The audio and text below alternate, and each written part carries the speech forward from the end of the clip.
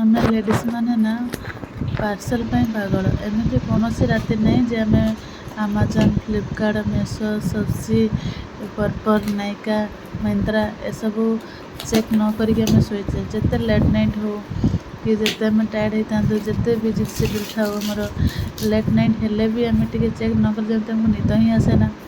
ତ କିଛିଟା ପାର୍ସଲ୍ ମୁଁ ଅର୍ଡ଼ର୍ କରିଥିଲି। ତ ପାର୍ସଲ୍ ଅର୍ଡ଼ର୍ କଲାବେଳେ ଯେତିକି ଏକ୍ସାଇଟେଡ଼୍ ନଥାଏ, ତାଠୁ ଅଧିକ ଏକ୍ସାଇଟମେଣ୍ଟ ଆମେ ଥାଆନ୍ତି ପାର୍ସଲ୍ ଅନବକ୍ସିଂ କଲାବେଳେ। ତ କିଛିଟା ପାର୍ସଲ୍ ମୁଁ ଅର୍ଡ଼ର୍ କରିଥିଲି। ଦେଖିବା କ'ଣ କ'ଣ ସବୁ ଅଛି। ଏଇଟା ଗୋଟେ ଡର୍ମଡକର ଫେସ୍ ୱାଶ୍ ଗୋଟେ ଥିଲା। ଆକ୍ଚୁଆଲି ମୋତେ ଏ ଫେସ୍ ୱାଶ୍ ବହୁତ ଭଲ ଲାଗେ। ତା ସହିତ ଗୋଟେ ଥିଲା ଉଟନ୍ର ଗୋଟେ ଫେସ୍ ୱାଶ୍, ଗୋଟେ ଟ୍ୟାନ୍ ପାଇଁ ଭଲ କାମ ଦିଏ। ଆକ୍ଚୁଆଲି ଲିଟରାଲି ମୋତେ ବହୁତ ଭଲ ଲାଗେ। ଏଇଟା ଗୋଟେ ବେବି ୱାଇପ୍ସ ଥିଲା, ଛୋଟ ବେବି ୱାଇପ୍ସଟା। ତା'ର ସେଣ୍ଟ ବି ଭଲ ଥିଲା। ମୋତେ ବି ଆକ୍ଚୁଆଲି ପର୍ସନାଲି ମୋତେ ଭଲ ଲାଗିଲା ଏଇଟା। ଏଇଟା ଆଉ ଗୋଟେ ପାର୍ସଲ୍ ଥିଲା, ପର୍ପଲ୍‌ରୁ ଅର୍ଡ଼ର୍ କରିଥିଲି।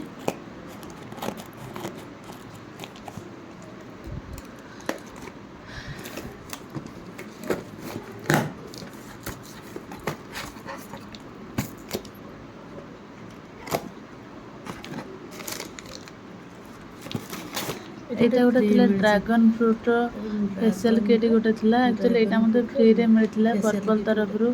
ପର୍ପଲ୍‌ର ଗୋଟେ ଥାଏ ନା ଯେ କେତେ ଆମାଉଣ୍ଟରେ ପର୍ଚେସ୍ କଲେ ଗୋଟେ ଫ୍ରି ଗିଫ୍ଟ ମିଳେ। ତ ଏଇଟା ଗୋଟେ ଫ୍ରି ଗିଫ୍ଟରେ ଥିଲା। ତା ସହିତ ଗୋଟେ ଥିଲା ଡର୍ମଡକର ସେରମ୍ ଗୋଟେ ମୁଁ ଅର୍ଡ଼ର୍ କରିଥିଲି। ଏଇଟା ଆକ୍ଚୁଆଲି ମୋର ଏଇଟା ଥାର୍ଡ଼ ବୋଟଲ୍।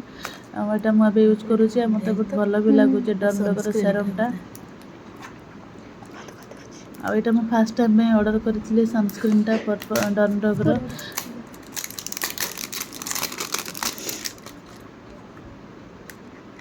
ମୁଁ ବହୁତ ସାରା ସନସ୍କ୍ରିନ୍ ୟୁଜ୍ କରିଛି। ଲୋଟସ୍ ହେଲା, ମାମାଆର୍ଥ ହେଲା, ତା ସହିତ ୱିଶ୍ ହେଲା। ଏଇଟା ଆମର ଫାର୍ଷ୍ଟ ଟାଇମ୍ ମୁଁ ଅର୍ଡ଼ର୍ କରିଥିଲି ଡର୍ମଡକର। ତା'ର କଲର୍‌ଟା ପୁରା ପର୍ପଲ୍ ଥିଲା। ଆଉ ମୁଁ ଟ୍ରାଏ କରି ଦେଖିଲି, ଆକ୍ଚୁଆଲି ପୁରା ସ୍କିନ୍‌ରେ ଯୋଉ ଅବଜର୍ଭ ହୋଇଯାଇଥିଲା। ଆଉ ଜମା ଚିପଚିପା ଲାଗୁନଥିଲା, ବହୁତ ଭଲ ଥିଲା ଏଇଟା। ଏଇଟା ତ ଫାର୍ଷ୍ଟ ଟାଇମ୍ ପାଇଁ ମୁଁ ଅର୍ଡ଼ର୍ କରିଛି। ଦେଖିବା କେମିତି କ'ଣ ରେଜଲ୍ଟ ଆସୁଛି। ଏଇଟା ଗୋଟେ ଥିଲା ଥାର୍ଡ଼ ପାର୍ସଲ୍ ଗୋଟେ ଥିଲା। ଆକ୍ଚୁଆଲି ଏଇଟା ଗୋଟେ ନେକ୍ ପିସ୍ ଥିଲା। ଏଇଟାକୁ ଆପଣ ସବୁଥିରେ କ୍ୟାରି କରିପାରିବେ। ଇଣ୍ଡିଆନ୍, ୱେଷ୍ଟର୍ଣ୍ଣ, ଶାଢ଼ୀ, ଡ୍ରେସ୍, ଲେହେଙ୍ଗା ସବୁଥିରେ ଆପଣ ୟୁଜ୍ କରିପାରିବେ। ତା'ର ଯୋଉ ଇୟରିଂ ଥିଲା ବହୁତ ଛୋଟ ଛୋଟ ଥିଲା ଇୟରିଂ ଥିଲା। ବହୁତ ଲାଇଟ୍ ୱେଟ୍‌ର ଥିଲା ଇୟରିଂ। ଏଇଟା ବେକରେ ନା ପୁରା ଚିପିକି ରହିବ, ବହୁତ ଭଲ ଲାଗିବ। ପୁରା ବେକଟା ପୁରିଲା ପୁରା ଲାଗିବ। ତା ସହିତ ମିରର୍ ୱାର୍କ ସବୁ ହେଇଥିଲା, ବହୁତ ଭଲ ଲାଗୁଥିଲା। ତା ସହିତ ଛୋଟ ଛୋଟ ଝୁମକା ସବୁ କାମ ହେଇଥିଲା। ତାପରେ ସବୁ କୁନ୍ଦନ ଟାଇପ୍‌ର ସବୁ ଷ୍ଟୋନ୍ ସବୁ ଲାଗିଥିଲା। ଏଇଟା ସବୁ ଏଇ ପିସ୍‌ଟା ବହୁତ ଭଲ ଲାଗିଲା। ଏଇଟା ଆକ୍ଚୁଆଲି ମୁଁ ମଗେଇଥିଲି।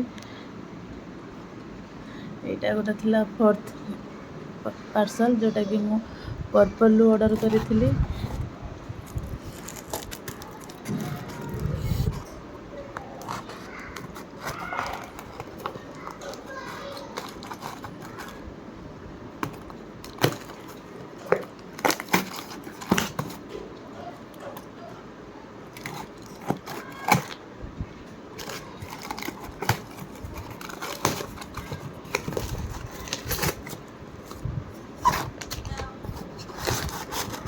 ଏଇଗୁଡ଼ା ସବୁ କାହିଁ ଦେଇଥାନ୍ତି।